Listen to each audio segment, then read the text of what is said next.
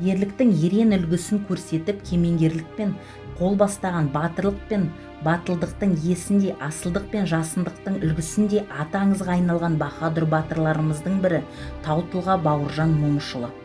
Ол кісінің өмір жолы сұрапыл соғыс жылдарындағы жанқиярлық рухы, алғырлығы мен көрегендігі біле білгенге ұлы тәрбие, үлкен өнеге мектебі.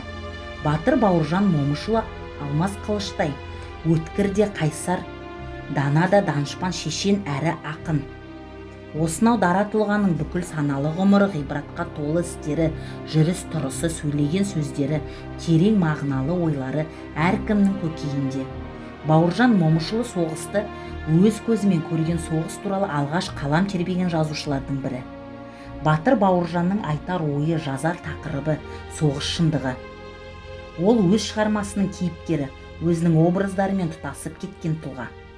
Барлық оқиғалардың бел ортасында өзі болғандықтан автор әңгімені өз атынан айтады.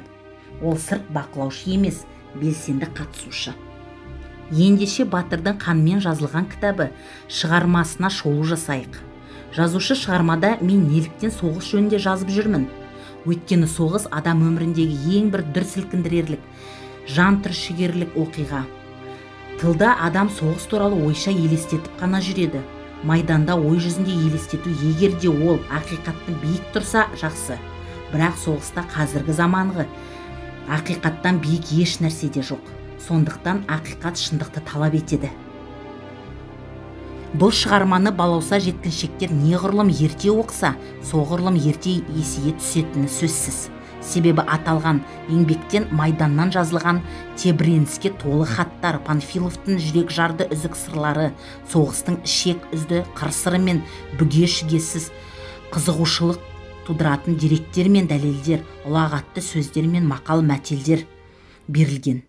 Сонымен қатар соғыс өнеріне қатысты қызықты деректер, майдан тәжірибесі, тактика мен талайға айла тәсілдер адам баласының ақыл ойын баурап алар құдіретімен, сол сұрапыл күндерді көз алдыңа елестетер қуаттылығымен ерекшеленеді. Момышұлы қанмен жазылған кітап шығармасынан болған. Батырлықтан не пайда, байындап жұмбақ шешпесе, батылдықтан не пайда, екпіні жерде еспесе, тегеурінді ерлерден тен достарын етпесе, қазулы орға құламай, қақпанға аяқ қаптырмай, дұшпанға ізін таптырмай, қабат-қабат қамауды қақыратып өтпесе, қуаты мен қайраты айласына ден соғып, аңқаулығы кем соғып, желкесін жаудың кеспесе, төгілген қаннан не пайда? Қан орнына қан төгіп, көк сусынын қандырып, тебінгеден кешпесе, у жұтқандай бүлдіріп, жаудың сағын сындырып, жүрегін сілтідей іштен тындырып, жүрегін шоқ-шоқ етпесе, өжеттіктен не пайда? Ерлігі мен ақылы көпті батыр етпесе, жалғыз батыр бола алмас, жалғыз жауды ала алмас, артада құдірет көп десе. Қор білектен не пайда, қор жүректен не пайда, осыған көзі жетпесе. Бауыржан Момышұлы, досыма. Ақын емес Бауыржан, қалама, қолы. Жазды көп сөз қинап. Өлең демен жыр болар, жыр болмаса сыр болар, жетсе елге сынақ.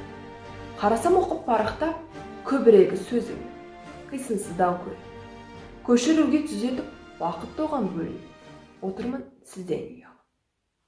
Ендеше қанды соғыстың қатыгез бейнесі шынайы бейнеленген шығарманы назардан тыс қалдырмайық.